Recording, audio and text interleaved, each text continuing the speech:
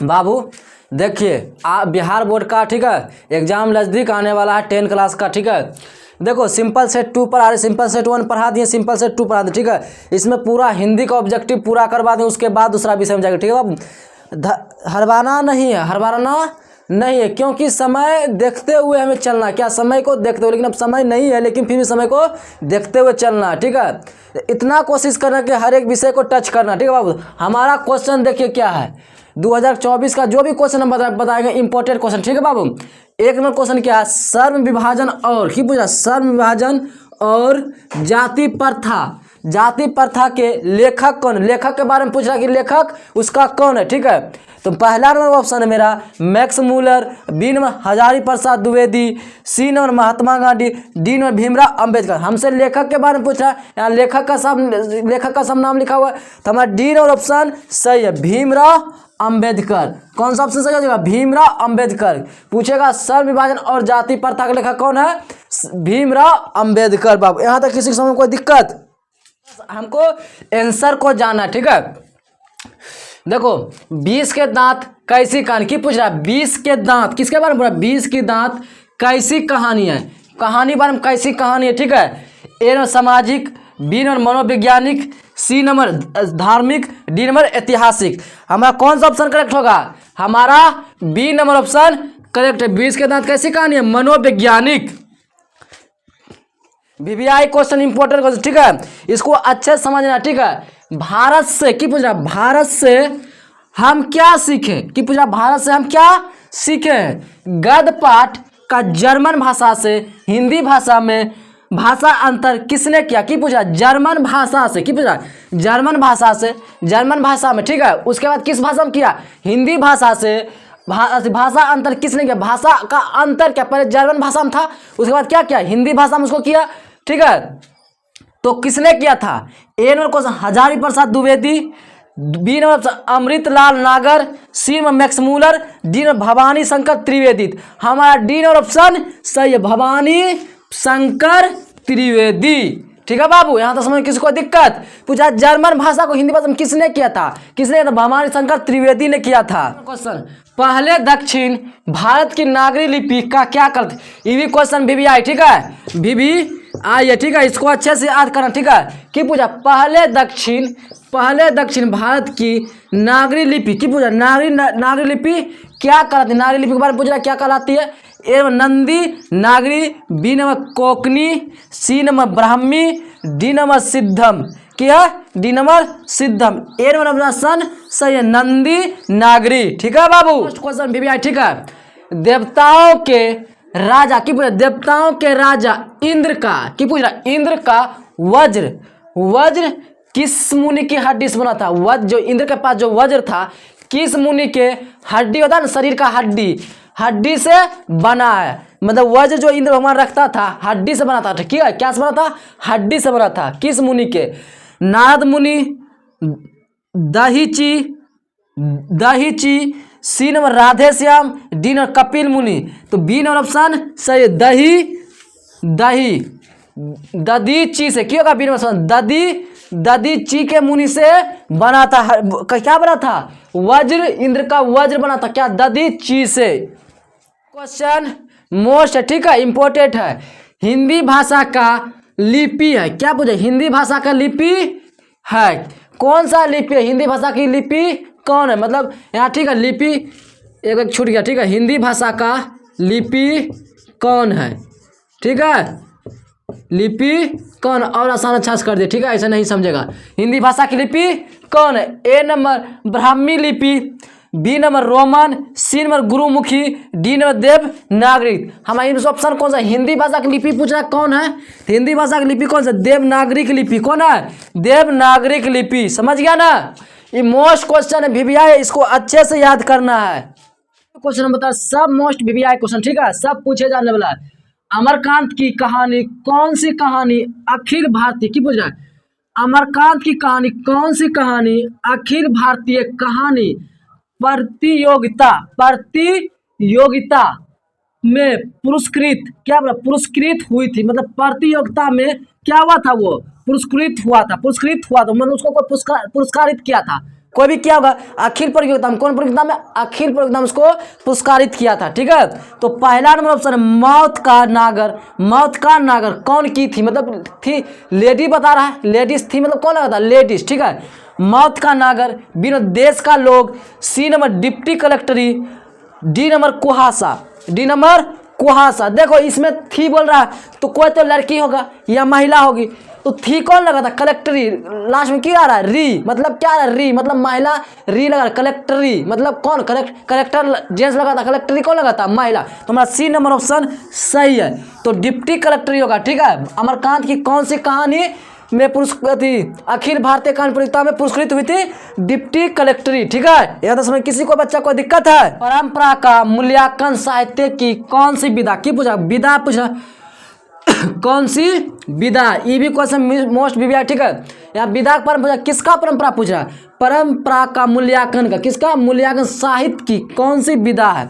ए number कहानी, B number निबंध, C number जीवानी, डी नंबर रीतो ताज। की है, रीतो ताज। हमारा बी नंबर ऑप्शन सही है, निबंध। क्या जगह इसका आंसर करेक्ट, निबंध। ठीक है बाबू, क्वेश्चन। ठीक है, साहित्य के निर्माण में किसकी भूमिका निर्णायक होती है, की पूछा, किसकी भूमिका निर्णायक होती, किसमें, साहित्य के निर्माण में किसकी भूमिका निर्णायक होती है। ए नंबर प्रतिभाशाली मनुष्य की, बी नंबर भाग्यवादी मनुष्य की, सी नंबर परिश्रमी मनुष्य की, डी नंबर पूंजीपति मनुष्य की। हमारा ए नंबर ऑप्शन सही है, प्रतिभाशाली मनुष्य की, किसकी निर्णायक होती है, प्रतिभाशाली मनुष्य की होती है। ये भी क्वेश्चन मोस्ट है, इंपॉर्टेंट है, इसको अच्छे से हमें याद करके जाना है। ठीक है, हर एक क्वेश्चन को हमको रंग के अच्छे से आना है बाबू। ठीक है, थक और कौन एक दूसरे के पर्यायवाची, की पूछा है, कौन एक दूसरे का पर्यायवाची, कौन, कथक और कौन एक दूसरे के पर्यायवाची है। शंभू महाराज, बी नंबर बिरजू महाराज, सी number Bismillah Khan, D number Lachhu महाराज। डी नंबर क्या है, लच्छू महाराज। हमारा B number option Birju Maharaj एक दूसरे के पर्यायवाची, कौन, कथक और कौन एक दूसरे के पर्यायवाची, बिरजू महाराज। इसका आंसर करेक्ट है, बी नंबर ऑप्शन करेक्ट है बाबू। ठीक है,